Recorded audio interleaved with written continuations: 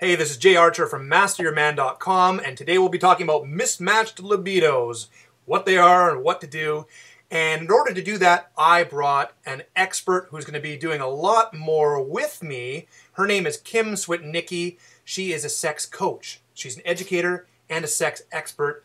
She's also an award-winning author of 2 sexuality books designed to help you turn bad sex into great sex. I personally have her book. It's called Great Sex for Hard Times, the stimulus package you've been waiting for. I love the sound of that. Over half of her life has been devoted to sex, education, studying, well, I wonder how she did that, and research. She empowers people to quickly and effectively create a sexual dynamite in the bedroom for a lifelong passion-filled relationship that actually lasts. Kim has been featured in a lot of different magazines, including Allure, Chatelaine, Complete Woman, Glow, and is often interviewed by newspapers and radio, and is a regular host on breakfast television in Vancouver. She also coaches people. She's got products, online classes, and she holds these really fun seminars. We're hoping to have you do some of those for us. You're going to be able to see a lot more of her on MasterYourMan.com. You'll be able to find her website, KimSwitnicki.com, on MasterYourMan.com. Kim, thanks for being with us. How are you? Thank you so much, Jay. I'm awesome. And you're lovely, by the way. Thank you. It's always nice to have a sex expert that also looks lovely. That makes it much more appealing. Now, Kim, we're talking about mismatched libidos. Yeah. Let's just jump right into it. You are a sex expert. You're an author. You've coached a lot of different people. Do you see the situation a lot? Oh, it's probably the #1 general area that people come to me with. And to kind of narrow it down, it's really about having a low sex drive. I mean, if you both are healthy and have a really healthy sex drive, then there should be no problem. But typically, either the man or the woman will say, you know, one of them has a low sex drive and they want to do something about it. So there's a complaint. Somebody's going, hey, I'm not getting enough. And the other person's saying, I don't really want it. Yep. So just real quick, tell us what impact that has on the relationship. Oh, I mean, it's going to have an enormous impact because resentment builds, guilt builds, all kinds of little insidious things end up in your relationship, and you're getting angry for no reason. You're going to get grumpy with other people in your life. You're just going to be miserable, walk around with a scowl. If you're having a crappy time in the bedroom, your sexual energy is your life force. It's actually your chi. So it's really important to keep that erotic energy moving and healthy in yourself.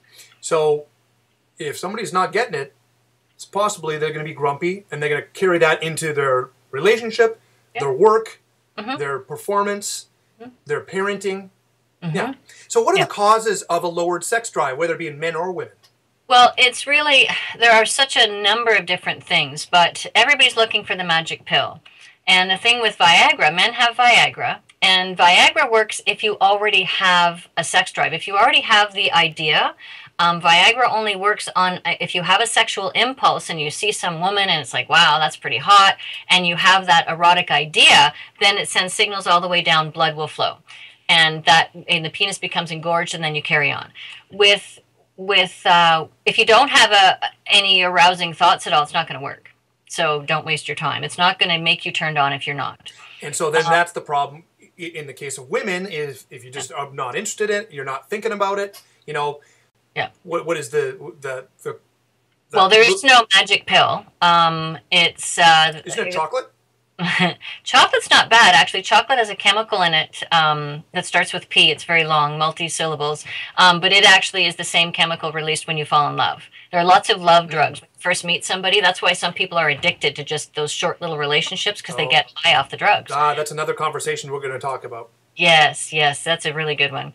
But when you have a lowered sex drive, essentially everybody has a sex drive. If you are healthy, if you are whole, you have a sex drive. You have a very healthy sex drive.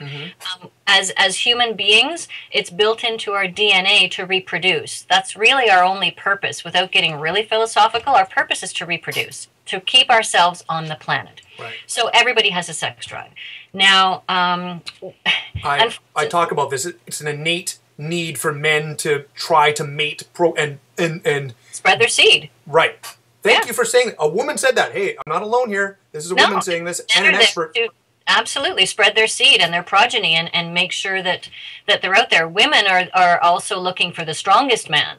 They're not looking to just be with every man. They're looking for the strongest man, so that then the child will be healthier and he ultimately will be able to care for them more. So they're two different opposing desires. It's a wonder to me, quite frankly, that men and women are even together.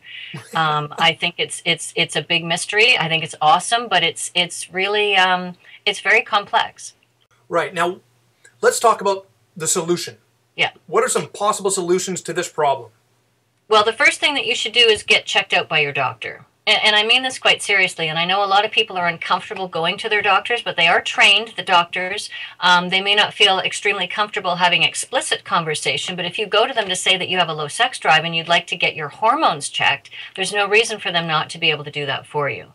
And it's just a simple blood test, and you want to get your hormone levels checked. I'm not a doctor, so I'm not going to give you specifics on that, but they can certainly help you with the tests. And you may want to consider a naturopath, because when it comes to testosterone, there are different types.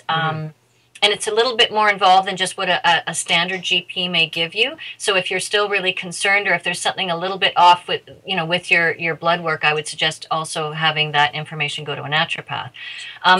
Kim, let me interrupt. You're talking about men and women. Absolutely. Right. Oh, yeah. Yeah, okay. Absolutely, men and women. And there's also, stress. And I know that nobody here is probably stressed. But if you're under stress, you're going to be diminishing your sex drive. It will be depleted. If you're tired, you're not going to be as, in the mood. If you drink alcohol, if you drink a teeny little bit, it can loosen you up a little bit, maybe release some inhibitions. But if you drink, like even a full glass of wine, you're going to start depressing all the systems that actually enable you to achieve orgasm. Right. So in moderation. Yeah. And smoking also, it inhibits your ability to orgasm. So the solutions are not sexy, but they absolutely work. If you sleep really well, get whatever you need, which I know for me, it's at least 8 hours of sleep.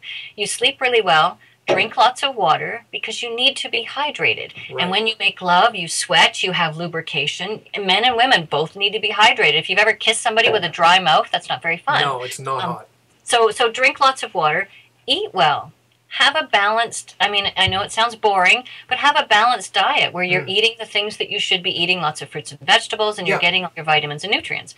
And also de-stress. Learn ways to keep your stress level down, whether it's yoga, meditation, going for walks, exercising. And that's the next one. The last one is really exercise. You need to